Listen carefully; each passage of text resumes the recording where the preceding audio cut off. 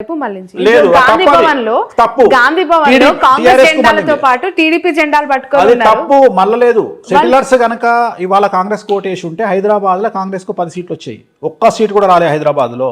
రంగారెడ్డి హైదరాబాద్ లో మొత్తం BRS full sweep చేసింది అంటే దాని అర్థం ఏంది అంటే మొత్తం గుండుగుత్తగా టీఆర్ఎస్ కేసీఆర్ సెటిలర్స్ అందరూ ఎవ్వరు కూడా చంద్రబాబు నాయుడు ఇష్యూస్ బేస్ చేసుకొని ఏ ఒక్కడు కూడా కాంగ్రెస్ పార్టీకి వెయ్యలేదు అనేది తేటతెల్లమవుతుంది. సో టీడీపీ సింపథైజర్స్ కావచ్చు, టీడీపీ నాయకులు కావచ్చు, చంద్రబాబు మనుషులు ఎవ్వరు రేవంత్ కు సపోర్ట్ చేయలే. చేసుంటే ఇవాళ సిటీ మొత్తం కనీసం 10 సీట్లు కొట్టేది. అప్పుడు ఇంకా కాంగ్రెస్ కి ఇంకా ఎక్కువ సీట్లు. నేను అదే చెప్తున్నా, 10 సీట్లు కొట్టేది హైదరాబాద్ లో. కొట్టలేదు అంటే ఫుల్ అసలు కన్వర్టే కాలే. మొత్తం యాజ్ ఇట్ ఈజ్ గా ఓట్లన్నీ గుండుగుతా టీఆర్ఎస్కి వెళ్ళి. సో ఇది జరగలేదు. అంటే జనాలు చంద్రబాబు నాయుడు ఇష్యూని వేరే రకంగా చూసారు, తెలంగాణ ఇష్యూని వేరే రకంగా చూసారు. రెండోది, సెటిలర్స్ అనే పదం ఇక మీదట వాడొద్దు. వాళ్ళు కూడా తెలంగాణలో భాగస్వాములే. ఎందుకంటే వాళ్ళు తెలంగాణ పీపుల్ లాగానే బతుకుతున్నారు. వలస వచ్చిన వాళ్ళు కానీ ఎక్కడ కూడా సెటిలర్స్ లాగా లేరు. అందువల్ల వాళ్ళు ఓన్ చేసుకొని ఓట్లేసారు తెలంగాణ. బట్ కేటీఆర్ గారు చేసిన కొన్ని చంద్రబాబు నాయుడు గారి అరెస్ట్ విషయంలో కమెంట్స్ అనేవి నెగిటివ్ ఇంపాక్ట్ చూపించాయి పార్టీకి అనేది చాలా. ఒకవేళ ఎలక్షన్ రోజుకు ఆయన లోపల ఉంటే జరిగేదేమో, అప్పటికే ఆయన వదిలేసారు. అందువల్ల ఆ ఇంపాక్ట్ పడలేదని చెప్తున్నా. ఆయన లోపల ఉంటే ఫీలింగ్ మారేమో, కానీ ఆయన బయట ఉన్నట్టే కదా. దాని వేడి తగ్గిపోయింది. అప్పటికి ఆ సీన్ వేడి తగ్గిపోయింది కాబట్టి జనాలు కూల్ అయిపోయింటారు. సో తెలంగాణలో టీడీపీ ఇంపాక్ట్ లేదు, జనసేన ఇంపాక్ట్ లేదు, జీరో లేదు, ఉండబోదు, ఫ్యూచర్లో కూడా ఉండదు. ఓకే. ఏపీ పరిస్థితికి చంద్రబాబు నాయుడు గారు ఇన్ ఫ్యూచర్ మీరు 2 టర్మ్స్ ఇప్పుడు జగన్మోహన్ రెడ్డి గారే వస్తారంటున్నారు కదా. నెక్స్ట్ 2 టర్మ్స్ జగన్మోహన్ రెడ్డి గారు వస్తారు. 2024-29 ఎవరు? జగన్మోహన్ రెడ్డి వస్తాడు, ముఖ్యమంత్రి ఆయనే అవుతారు. మరి ఆయన పార్టీ ఆయన అంటే మీ నోట్ నుంచి చెప్పాలి. జగన్మోహన్ రెడ్డి గారు 2024లో మరియు 2029లో ఆయనే ఆంధ్రప్రదేశ్ రాష్ట్రానికి ముఖ్యమంత్రిగా ఉండబోతా ఉన్నారు. డామ్ షూర్ గా ఇది రికార్డ్ అవుతుంది కదా బాబు, రికార్డ్ చేస్తున్నా. ఆ తర్వాత అయినా చంద్రబాబు నాయుడు గారు ముఖ్యమంత్రి అయ్యే అవకాశం ఉందా? ఏందమ్మా రాసుకొచ్చుకుంటా 200 నెలలు బతుకుతాను బడే ఉన్నావు నువ్వు, నాకు అర్థమైతే లేదు. అంటే 74 ఏళ్ళు ఇప్పటికే అన్నారు తెలంగాణలో రేవంత్ రెడ్డి గారు సీఎం కాదమ్మా, 74 ఏళ్ళు ఆయన రాజకీయ గండం ఉంది, పరిస్థితులు అనుకూలంగా లేవు కాంగ్రెస్ పార్టీకి అని చెప్పారు.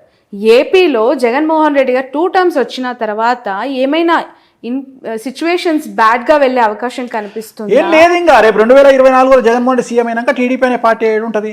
ఓకే, తర్వాత చూద్దాం. కదా ఆ పార్టీ 29 వరకు సస్టైన్ అయినప్పుడు కదా ఆ పార్టీ అప్పటి వరకు సస్టైన్. ఇప్పుడు నేను ఇంతకుముందు చెప్పిన 2017లో ఒక ఇంటర్వ్యూలో చెప్పిన ఏమని అంటే రాజశేఖర్ రెడ్డి లాగా మారిన జగన్మోహన్ రెడ్డి గారిని చూస్తారు మీరు అని చెప్పిన. అన్నట్టుగానే ఆయన మారిన తర్వాత ఆయనకు జనాల్లో లీడర్లు నమ్మకం వచ్చింది. అట్లనే ఇంకో మాట చెప్తున్నా ఇప్పుడు నీ తరపున, కేసీఆర్గా మారబోతున్న జగన్మోహన్ రెడ్డిని చూస్తారు 24లో. అర్థమైందా డైలాగ్? ఓకే, కంట్రోల్ చేస్తాడు, ఓకే, అందరినీ కంట్రోల్ చేస్తాడు. సో ఇంకా తిరుగులే జగన్మోహన్. స్థానబలం ఏంటంటే స్థానబలం.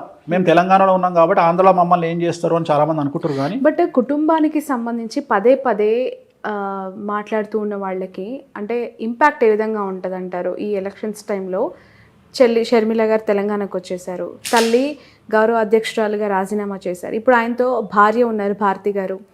పరోక్షంగా సపోర్ట్ చేసినా కూడా ఆమె ప్రత్యక్ష రాజకీయాలకు వచ్చే అవకాశం ఉందంటారు? లేదమ్మా, లేదు, రారు. ఓకే, ఆ నెసిటీ లేదు వాళ్ళకి. వాళ్ళ ఫ్యామిలీకి అవసరం ఏముంది? ఇప్పుడు సరే, ఇప్పుడు షర్మిల ఫైటింగ్ ఇంకోటో అవన్నీ వ్యక్తిగతమైన అంశాలు. ఇప్పుడు తెలంగాణలో నాకు తెలిసిన ఫ్యామిలీ ఉంది. అన్న టీఆర్ఎస్లో ఉన్నాడు, తమ్ముడు బీజేపీలో ఉన్నాడు, వాళ్ళ పెద్దన్న కాంగ్రెస్లో ఉన్నాడు. వాళ్ళు అనామకులు కాబట్టి వాళ్ళ గురించి మాట్లాడుకోము. ఇది సీఎం ఫ్యామిలీ కాబట్టి మాట్లాడుకుంటున్నాం. అట్లా ఎన్ని ఫ్యామిలీలు లేవు తెలంగాణలో? నాకు తెలిసిన వాళ్ళు మస్తు మంది ఉన్నారు. సో అది కామన్ కదా, దాన్ని పెద్ద విశేషించి మాట్లాడుకోవాల్సినటువంటి అవసరం లేదు. వాళ్ళ జాతకరీత్యా ఉంటుంది. షర్మిల జాతకము, షర్మిల ఆంధ్రప్రదేశ్లో ఎంపీ కావాలి అంటే జగన్మోహన్ రెడ్డి చెప్పినట్టు ఉంటుంది. అన్న నాకు ఎంపీ అంటది, రాజ్యసభ ఇస్తాడు, ఎంపీ ఇస్తాడు, పోతుంది. ఆమె జాతకంలో రాజయోగం అనుభవించే పరిస్థితి లేదు కాబట్టి వ్యతిరేకమైన నిర్ణయాలు తీసుకుంటుంది. So actually nothing but decision. ఆమె తీసుకునే నిర్ణయాలు ఆమె జీవితము. ఆమె పార్టీ పెట్టినా, తెలంగాణలో కాంగ్రెస్ పార్టీకి పోయినా, లేకపోతే ఇంకో మాట మాట్లాడినా, ఇవన్నీ కూడా రాజకీయ జాతకపరమైన అంశాలే కదా. సో ఆమె తీసుకునే నిర్ణయాలు, ఆమె మాట్లాడే మాటలు ఆమె జీవితాన్ని డిసైడ్ చేస్తాయి. ఎలా ఉండబోతుంది అంటారు షర్మిల యొక్క? పెద్ద గొప్పగా ఉండదు. ఓకే, షర్మిల గారు జగన్ దగ్గరికి పోతే హ్యాపీగా ఉంటుంది ఆమె జీవితం. ఆయన లేకుండా ఆమెను ఊహించుకోలేము. వెళ్ళే అవకాశం ఉందంటారు? ఎందుకంటే నీకు బాగా క్లోజ్ అమ్మా, నాకు తెలుసమ్మా. నీకు అమితమైనటువంటి ప్రేమ, నీకు చాలా క్లోజ్ షర్మిలక్క. ప్రొఫెషన్ వేరు, వ్యక్తిగత మామూలుగానే అంటున్నా తల్లి, నేను ప్రొఫెషన్ కు సంబంధం చెప్పట్లేదు. ఇప్పుడు చాలా మందికి ఏంటంటే, ఇప్పుడు నేను మీకు డీకే శివకుమార్ అత్యంత సన్నిహితుడు అంట, కానీ ఆ సన్నిహితం ఎంతవరకు ఉండాలో అంతవరకే. షర్మిలమ్మ గారు పార్టీ పెట్టినప్పటి నుంచి టిల్ టుడే ప్రతి ఒక్క పొలిటికల్ యాక్టివిటీ పైన నా కవరేజ్ ఉంది. అండ్ ఒక మహిళ, ఇప్పుడు కల్వకుంట్ల కవిత గారు అవ్వచ్చు, ఇటు మన షర్మిల గారు అవ్వచ్చు. ఇప్పుడు షర్మిల గారి గురించి మనం ఇప్పుడు కాదు, పార్టీ పెట్టిన రోజు నుండి మాట్లాడుకుంటున్నాం. నేను ఎప్పుడైనా పాజిటివ్ గా మాట్లాడినా, ఓ మొత్తం ఇరగదీస్తుంది అని చెప్పినా, 1% ఇంపాక్ట్ కూడా ఉండదని చెప్పిన, నిజమైంది కదా. నేనేం మాటలు మార్చట్లేదు కదా. మీరు ఆ రోజు కూడా నువ్వు ఆమె దగ్గర ఇంటర్వ్యూ తీసుకొని వచ్చిన మరుక్షణం నేను చెప్పిన ఏముండదు తల్లి, అంత నార్మలే ఉంటుంది పరిస్థితి అని చెప్పిన, అంతే తప్ప నేనేం గొప్పగా మాట్లాడాను. అంతలాగా ఒక పాదయాత్ర, నిజంగానే చెప్పాలి, ఒక మహిళగా ఆమె చేసిన పాదయాత్రని నేను కల్లారా చూసిన వ్యక్తిగా కష్టం వేరు, చాలా చాలా బాధపడ్డాను ఆ రోజు. ఎందుకు అంటే పక్క రాష్ట్రంలో అన్న సీఎం గా ఉన్నారు, ఇక్కడ ఒక మహిళ ఒంటరిగా ఎందుకు ఈ పరిస్థితి వచ్చింది? మోరోవర్ అన్న గెలుపులో ఆమె పాత్ర ఉంది, ఆమె భాగస్వామ్యం ఉన్నప్పుడు ఇక్కడ ఎందుకు పెట్టింది అనేది నాకు పదే పదే రేజ్ అయిన క్వశ్చన్. దానికి ఇప్పటివరకు నాకు ఆన్సర్. జాతకపరమైన విశ్లేషణ అంతే, వాళ్ళ వ్యక్తిగతమైన నిర్ణయాలు. Astrology is nothing but decision, అదే చెప్తున్నా కదా. ఆ నిర్ణయం ఎందుకు తీసుకున్నారు అంటే దానికి మనం ఏం చెప్తాం? ఇప్పుడు మన గ్యాప్స్ అనేవి ఉన్నాయంటారా? ఖచ్చితంగా నాకు కుటుంబం పట్ల అవగాహన లేదు, వ్యక్తిగతమైనటువంటి అంశాల జోలికి నేను వెళ్ళను. నేను జాతకపరంగా మాట్లాడతా. నేనేమంటా, ఇదే షర్మిల గారు నా దగ్గరకు వచ్చి, అనిల్ గారు నా దగ్గరకు వచ్చి, ఏమండి ఒక మాట మాకు ఒక ఐడియా అడ్వైజ్ ఇవ్వండి అంటే, ఎంబడే మీ దుకాణం బంద్ చేసి జగన్ గారిని కలవండి అని చెప్తా. ఎందుకు? అక్కడ పోయి కూర్చుంటే మీకు ఆల్రెడీ ఏదో పదవి ఇస్తాడు, హ్యాపీగా ఎంజాయ్ చేస్తారు లైఫ్, ఒక సీఎం చెల్లెగా లైఫ్ ముందుకెళ్తుంది. ఇంత కష్టాలు మీరు పడాల్సిన అవసరమే లేదని చెప్తా నేను. కానీ వాళ్ళు మనం అడగరు, మనం చెప్పాం, అయిపోయింది. సో ఇట్లనే astrology is nothing but decision. వారసులకి సంబంధించిన ప్రశ్న ఇది. కేసీఆర్ గారు ముఖ్యమంత్రిగా 2 టర్మ్స్ చేసిన తర్వాత ఇప్పుడు గెలిచి ముఖ్యమంత్రి పదవికి రాజీనామా చేశారు, కానీ కొడుకును ముఖ్యమంత్రి స్థాయిలో సొసైటీలో ప్రొజెక్ట్ చేశారు. నెక్స్ట్ 5 yearsలో కేటీఆర్ గారు ఆ స్థాయిలో ఎమర్జ్ అవుతారు పీపుల్లో అనేది ఒక మాట వినిపిస్తోంది. చంద్రబాబు నాయుడు గారి వారసుడు లోకేష్ గారి గురించి ప్రస్తావిస్తూ ఉన్నారు.